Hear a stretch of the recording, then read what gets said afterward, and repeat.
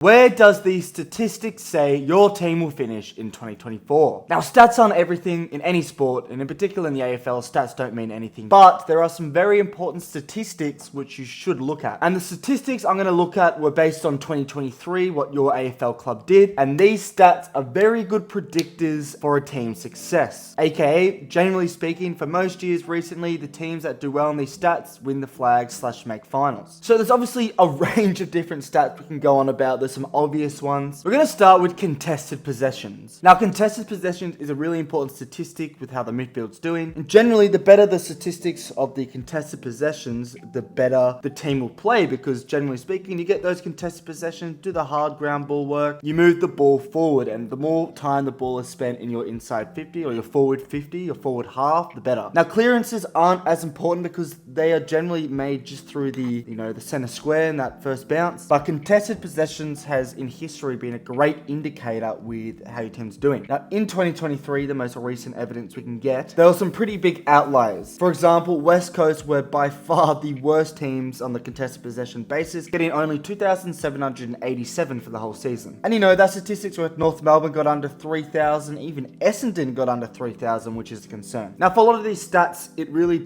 is based around the game style that coach is trying to implement. Some coaches like to implement a game style solely revolved around contested possession, others around turnovers. So there's a range of game styles, but this stat generally, conclusively, is very important. By far the best in 2023 was Carlton with 3,704 contested possessions, which is a great indicator with how they did and how they'll continue to go. The Brisbane Lions got over 3,500. Just under 3,500 was Collingwood, only getting 3,443. GWS got 3,683, which puts them just in second place, actually, narrowly behind Carlton, but that's another great indicator with why they did so well in finals. Just under them was Melbourne. Melbourne finished in third place with the contested possession count, and you keep going on, there's no other big outliers. But you can already see that the top 5 teams were basically the top 5 teams of the year, albeit Port Adelaide was a little bit behind, and Collingwood surprisingly wasn't at the top. But you can see with teams like Essendon, who finished third last in the whole year, that's a massive concern. There were only 33 contested possessions above second last North Melbourne, and that is not a good read if you're an Essendon fan. So you take things like that into consideration with how you're going to do your 2024 predictions. Next is inside 50s. Now, there's a lot to do with inside 50s, but it's a really good idea of how well your team does attacking wise. Now, obviously, there are a range of different types of inside 50s. You can get deep ones, quite,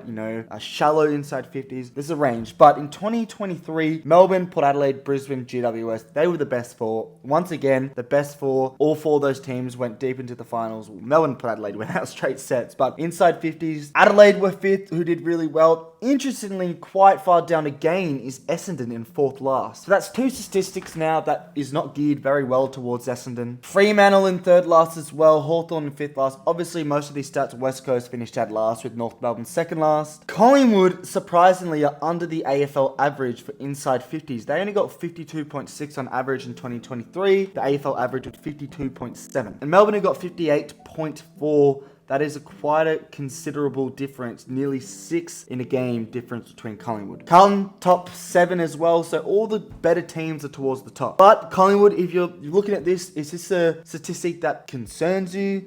Are you just extremely efficient inside 50? Will that last? A lot of question marks. Meters gained. Meters game is traditionally a very important statistic as well, because it has to do with coverage of the ground, how much control you have over the whole ground. Territory. Big with territory. Now, quite interestingly, meters gained, the top dog was GWS. So GWS, great in contested possessions, great in inside 50s, and great in meters gained. They are looking primed to do well in 2024. They're doing great so far. Richmond, interestingly, in 2nd, Melbourne 3rd, Adelaide 4th, Carlton 5th. So most of the good teams are towards the top. A couple outliers, Sydney and Brisbane are quite below the AFL average with meters gained, which might be sort of geared towards their game style. They're less concerned about territory. Collingwood just above the AFL average, so Collingwood so far statistically aren't looking great, but Melbourne sitting in 3rd place, Carlton in 5th place, even the likes of Port Adelaide up there as well. Those stats bode well with those teams. Shots at goal is another pretty good indicator with how your team is going. The more shots at goal, the better. The big thing with AFL these days, particularly the key forwards, is set shot accuracy.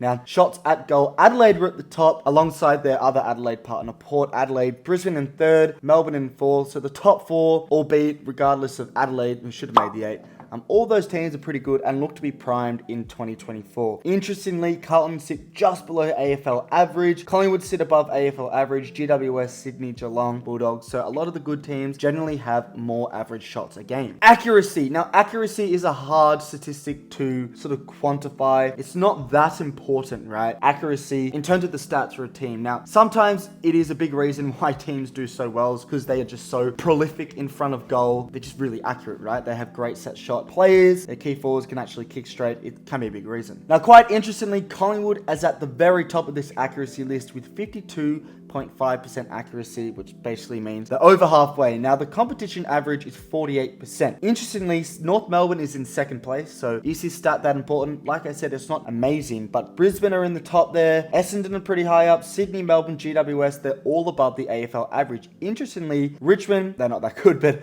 Port Adelaide, Carlton, and Adelaide are the only good teams who are below the AFL average in terms of accuracy. Now, somewhat related to accuracy goals, or that goals per inside 50, another very key statistic. How efficient are you at converting inside 50s into scoring? It's not just scoring, I guess, not just points, but goals. And this is goals per inside 50. We can also do scoring shots per inside 50 or shots at goal. Now, the goals per, all of these are important. Goals per inside 50, Adelaide are at the top, then Collingwood, Geelong, Brisbane, Sydney, etc., etc. Carlton are very low down. Melbourne are very low down, both below the AFL average. West Coast, for all these stats so far, have genuinely been dead last as well. Now, scoring shots per inside 50 is another interesting tale. It's Adelaide are once again first. Collingwood now dropping down to fifth, but Brisbane are second. Geelong, Port Adelaide, Collingwood, Sydney. A lot of good teams. Carlton are now in the top half above AFL average. A concerning stat for Melbourne is goals and scoring shots per inside 50. They are towards the bottom four. GWS also under AFL average for those stats. So that is a concerning stat. They are just not that efficient at turning, inside 50s and territory into scores. Now, scores per inside 50 is relatively the same. Adelaide at the top. Port Adelaide are up there. Collingwood are up there, etc., etc. But once again, Melbourne are really low down. St Kilda is quite low down on all these stats as well, but they did have a lot of injuries, which we'll get onto a little bit later. Carlton pretty low down there. So generally, from all these scoring goals, scoring shots per inside 50, Adelaide, Port Adelaide, Brisbane, and Collingwood do very well. Carlton are a bit mixed, but Melbourne are the pretty big outlier. We're mainly talking about the bigger teams here who should be doing well in 2024. They are a big outlier. North Melbourne finished dead last for one of these stats, which is quite funny. Now for my favorite type of statistic, expected goals, expected scores. This is a stat that, in the Premier League or in soccer, football, it's all over the web. It's everywhere. Everyone talks about expected goals. Now, in context of the AFL, we'll talk about the average expected goals per game, which excludes rush behind. So average expected goals, average expected scores per game. Based on all the stats, that the world is so good at these days, what should your team be scoring per game? Put Adelaide at the top, which is a very key statistic. Brisbane in second. Adelaide once again in third place. Adelaide and Port Adelaide have very impressive statistics which bode well with them, and that should hold them in good stead in 2024. GWS are in fourth place. All these teams are great. Sydney in fifth place, another good team. Geelong in sixth. Not sure about that. Melbourne and then Collingwood. All those teams are above the AFL average. Dead last, West Coast, North Melbourne second last, Hawthorn third last, Fremantle fourth last, St Kilda in fifth last. Another concerning stat for St Kilda. Essendon come a little bit later. Carlton sit in, I believe, 8th last or 10th place below the AFL average for, expected scores, which is a was actually a really bad stat for them. The fact they sit below the likes of Richmond, Geelong, the Dogs, but they do sit above all the other bad teams, Gold Coast, Essendon, St Kilda, blah, blah, blah. But if you're a Carlton fan, that is not a good stat you want to see. A Western Bulldogs fan, you're not doing well statistically. Essendon, once again, are 7th last in this expected scores, which is not good, okay? You want to be doing better on the expected scores, because generally, if you can actually convert into goals, you'll be doing better. Now, next up on the expected list, we've got the average score above or below expected per game. Once again, pretty similar, but our Collingwood are at the top, then Adelaide, then Geelong, then Melbourne, then Brisbane, then the Dogs, then Sydney, etc., etc. Once again, Carlton are below the AFL average, as are Essendon. But Adelaide and Richmond are interesting as well, and St Kilda finished dead last in that stat, which is not good. Average score above or below expected score per shot at goal. Effectively, the rating. How good are they? So what Basically, that means if you're confused, if your team's expected to score a goal, is it above or below what they actually did? So generally, you want your team to be pretty high. And unfortunately, well, Collingwood are at the top of the stat. They are head and shoulders above the competition with 0.19 rating for this. Then are Adelaide, then Geelong. So Adelaide and Geelong are doing great statistically. Melbourne come in 4th, Brisbane in 5th, Dogs, Sydney. So great teams at the top. Unfortunately for Carlton and GWS, they sit just below AFL average, which is 0.01, but they sit at minus 0.02, which means they're basically not converting well, right? The opportunities they get, they don't do well from it. Hawthorn, St Kilda, Richmond, West Coast, they all finish in the bottom 4, and Port Adelaide and Essendon once again are below the AFL average. If you want to look at set shots, are set shots important? Fuck yeah, they're important. For set shots, North Melbourne are the best at converting, then St Kilda, they are way above AFL average. Then Essendon and Fremantle. You look right at the bottom, Adelaide are dead last. So it's actually quite a good stat to be last at, which means, in 2023, Adelaide were 3.35 and the AFL average was 3.51. That just means there's a lot of room to grow for Adelaide. They have a lot of work with set shots, which is something that you can work towards. It is a big issue, but they can definitely improve on that. Melbourne in second last, Richmond in third last, Geelong in third last, Richmond in fourth last. Collingwood, Carlton and Port Adelaide also sit below the AFL average. So that's a stat that it's not that important, but it's kind of good if your team's sitting low down in 2023, which just means there's heaps of room for improvement. And if you're someone like North Melbourne, St Kilda, Essendon at the top, there is room to, fall behind. This is a confusing one. The average expected score per shot at goal for shots in general plays, so not set shots. I believe that's just general play. Basically, this reflects how difficult, or the average difficulty of a shot taken for your team. So for all, in a game, or in this season, for all the shots that your team took, how difficult was it? So if you're higher up, you're good at, scoring those goals from general play, not as difficult. If you're low down, they're very difficult. West Coast dead last, and the Dogs, Richmond, Melbourne, Adelaide, Carlton, so quite a few teams under average. Collingwood are in second, which is a very good stat to have. Brisbane in the top 6 as well. Sydney also above AFL average. Now, we all know defense wins premierships, famous Alex Ferguson quotes. In terms of defensive statistics, a lot of it is system-based, not so much statistically based.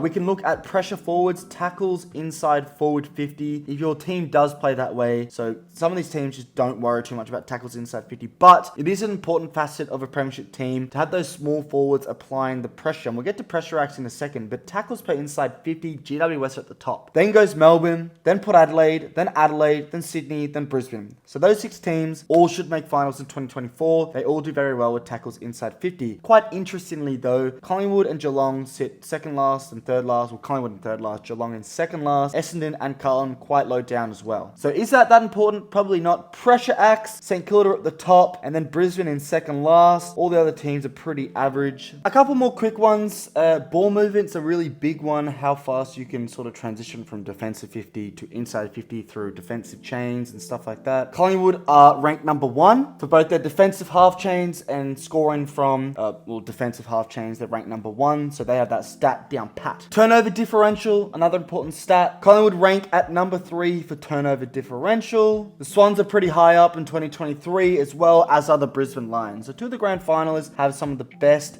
turnover differentials. Also really good at defensive half chains are St Kilda. Ironically, they're pretty good at it. Port Adelaide are really good at it as well, who are ranked number 1. Also with the forward half chains. There are loads more. Points against is a pretty important stat. Opposition score per inside 50. Points against from turnovers. Turnover differential is a really good one, but how many points do you score from that? The chains, defensive 50 to inside 50s. How did you transition? Ball movement, another big one. The inside 50 differential, which we've already touched on in time and forward half. Now, I'm not going to bore you with more stats, but generally speaking with all of those, which you can look up on the internet, Collingwood do really well in, Brisbane do really well in, Melbourne do really well in, Carlton do pretty well in, generally speaking. Now, before we elaborate on those stats, I want to talk about injury lists. Injuries are such a major part in a team's success. The types of injuries, how long the injuries are, the length of them, the severity, the chance of the injuries recurring, and just the general, who's the player that's been injured? Are they important? Are they a depth player, a key player, etc., etc. Now, I can't find a full 2023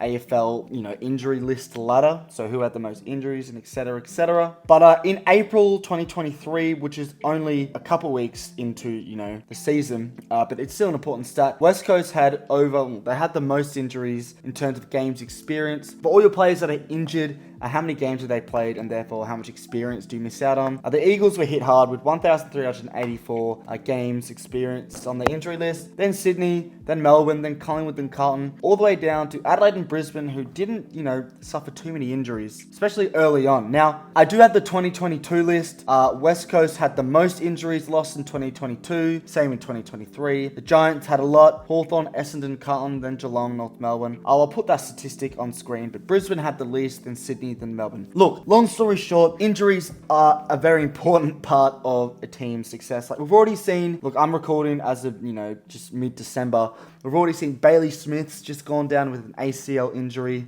Dan McStay has gone down with, I believe, an ACL injury as well. So that's two key players to their respective teams who are out for the season injured. What's really important is when a key position player gets injured. I'm talking a key defender or a key forward. We've seen how hard Sydney found it when Rampy and both McCartans were out injured. They really struggled, and that's a big reason why they struggled in 2023. That's why I think in 2024 Sydney will do a lot better, because if they just get the injuries right and a little bit more depth in that position, they should be fine. And in terms of all the stats I've gone through, not the best way of quantifying things, but an extremely accurate way of being able to quantify how your team's doing. Based off everything I've said and read about the stats, Essendon and St Kilda overperformed in 2023 statistically. So I'll be looking at those teams, like I said in my predictions, to drop. And teams of Carlton and Collingwood were generally really good with stats, but the glaringly obvious teams that I thought were always high up on the important stats: Adelaide, Geelong were relatively high up, Port Adelaide were relatively high up, Brisbane seemed to do well, and Melbourne were always high up as well. As were the GWS Giants. Dead last in most of those were West Coast, but North Melbourne actually did quite well on some of those stats. The Gold Coast struggled. The Dogs are pretty poor statistically, as were Hawthorn. Richmond was up and down. Fremantle were pretty poor. Sydney actually did alright statistically, but relatively up and down. So when you're listening to these stats and you're sort of looking at through the scope of your team, you should be able to sort of get a decent idea with how they are projected to do in 2024 based off the stats. Right? And based off the stats, Adelaide should be finishing probably top 4. Collingwood might have overperformed, like Essendon and St Kilda, who won't be making the 8 in 2024. We've seen Port Adelaide were doing pretty well. North Melbourne has some good stats, so they should be jumping. There's a lot of if, buts, maybes, absolute yappy, yada, yada, yada. Who fucking knows? But if you enjoyed, make sure you like. A different type of video there, a bit more of a sit down, discuss, and talk through it all. If you enjoyed, like, subscribe. I want to do more of these videos where I try to analyze some things, because I'm trying to be a smart fucker in a dumb fucker's head. Nonetheless, follow the TikTok as well, FTFooty. I post there all the time, so follow that. Anyway, I'll be seeing you in another video. Thank you for watching.